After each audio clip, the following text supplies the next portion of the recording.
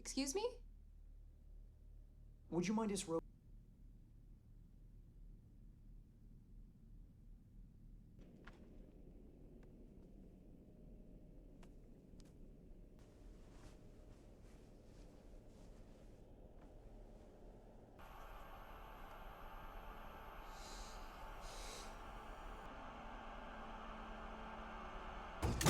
Kembali lagi di channel Reviewer Film, di mana kita akan mengulas alur cerita film, pesan moral film, dan rating sebuah film. Sebelum itu jangan lupa untuk subscribe. Subscribe.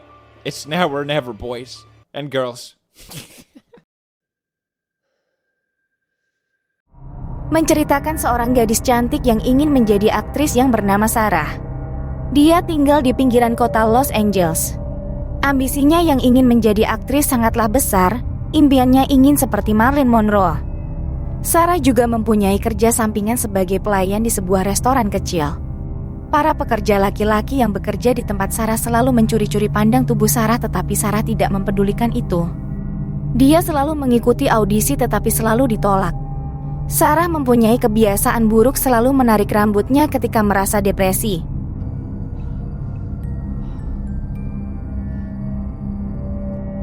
Suatu hari, dia melihat iklan audisi yang bernama Silver Scream dari perusahaan terkenal dan tanpa ragu ikut serta dalam audisi tersebut. Pada malam hari, dia datang ke pesta teman-teman kosannya. Dia tidak begitu akrab dengan teman-temannya karena selalu merendahkan Sarah. Teman-temannya selalu menawarinya untuk menjadi aktris di film mereka, tetapi Sarah selalu menolak. Di hari berikutnya, Sarah mengikuti audisi Silver Scream. Dia berdiri di hadapan juri dan mulai berakting. Tetapi para juri kurang puas dengan akting Sarah dan menolak Sarah.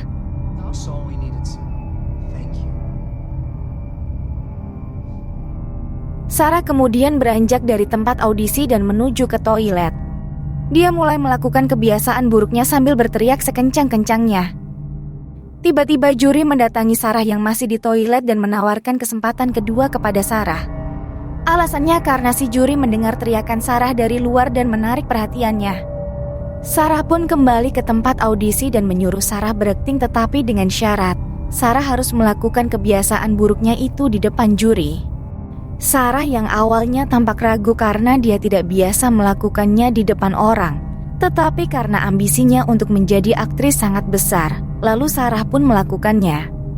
Keesokan harinya, Sarah memulai hari-hari biasanya dan bekerja di restoran sambil menunggu panggilan dari audisi tersebut. Tidak lama kemudian dia pun mendapat telepon dan langsung berlari keluar. Bos restoran tersebut melihat Sarah yang sedang menelpon di jam kerja, memanggil Sarah ke kantornya. Bos Sarah memberi peringatan kepadanya, tetapi Sarah menyatakan sikap, keluar dari pekerjaannya dan lebih berfokus untuk menjadi aktris yang terkenal. Di audisi berikutnya, Sarah memasuki ruangan yang gelap. Sarah yang awalnya takut, memberanikan diri dan lampu pun menyala dan hanya menyorot Sarah. Juri pun memberitahukan Sarah kalau dia ingin mencoba sesuatu yang berbeda. Juri meminta Sarah melepas pakaiannya, tetapi Sarah menolak karena di iklan tidak memberitakan kalau ada adegan telanjang.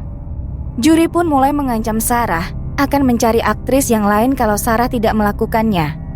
Mendengar hal itu, Sarah terpaksa melakukannya dan melepas semua pakaiannya. Karena ruangannya gelap, Sarah tidak tahu kalau dia sedang direkam.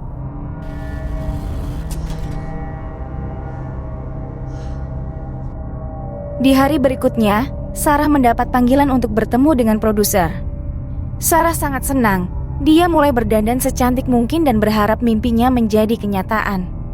Ketika Sarah keluar dari kamarnya, teman kosannya tampak heran karena Sarah sangat cantik malam itu dan mereka sempat mengejek Sarah karena menurut mereka pakaian yang dikenakan Sarah terlalu formal. Sarah pun bergegas pergi dan tidak mempedulikan itu. Sesampainya di sana, Sarah diantar masuk ke ruangan produser.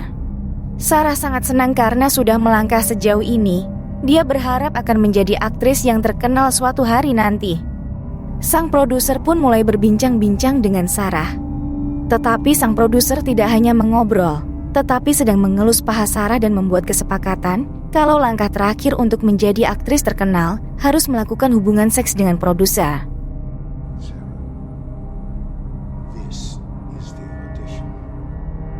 Awalnya Sarah kaget dengan perbuatan sang produser.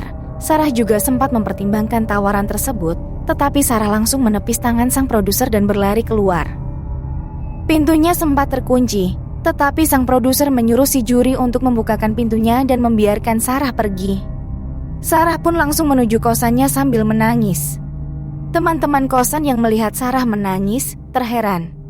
Ada satu teman Sarah yang selalu baik kepadanya, menyusul Sarah untuk menenangkannya. Dia pun menanyakan kejadian yang menimpa Sarah. Dia pun berkata, zaman sekarang masih ada saja produser yang melakukan itu.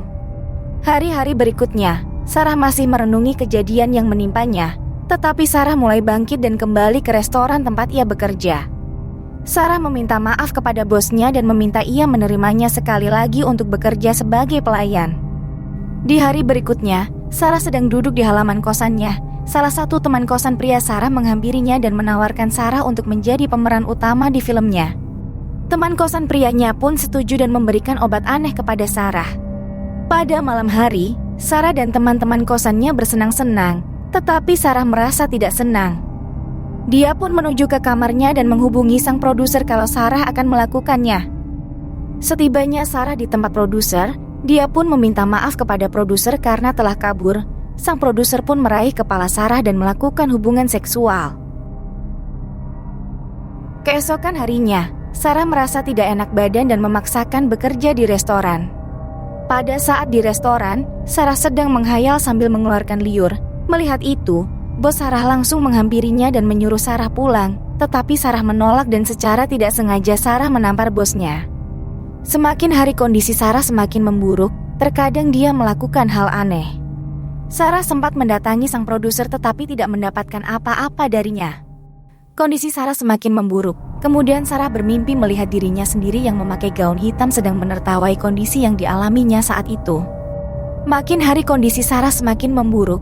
Dia mencabuti kukunya sendiri, menarik rambutnya sampai botak dan di kemaluan Sarah mengeluarkan darah. Sarah pun menghubungi sang produser dan mengatakan kalau ia sedang sekarat. Sang produser pun menyuruh Sarah membunuh semua teman-temannya dengan alasan mereka adalah pengganggu buat Sarah. Sarah kemudian melancarkan aksinya dan membunuh satu persatu teman-temannya. Sarah pun didatangi oleh sekelompok orang aneh. Lalu sang produser beserta rombongannya berkumpul di bukit dan merapalkan doa. Sarah pun terlahir kembali dengan keadaan sangat sehat.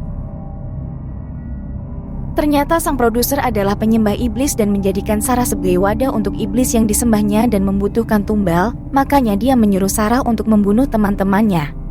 Sarah pun keluar dari lumpur dan langsung menuju kosannya. Setibanya di sana, satu-satunya teman yang tidak dibunuhnya menghampiri Sarah di dalam kamar Sarah. Dia kemudian berbaring di samping Sarah. Tak lama kemudian, Sarah langsung membunuhnya dengan cara yang tidak biasa. Di akhir film, Sarah terlahir kembali menjadi iblis yang cantik.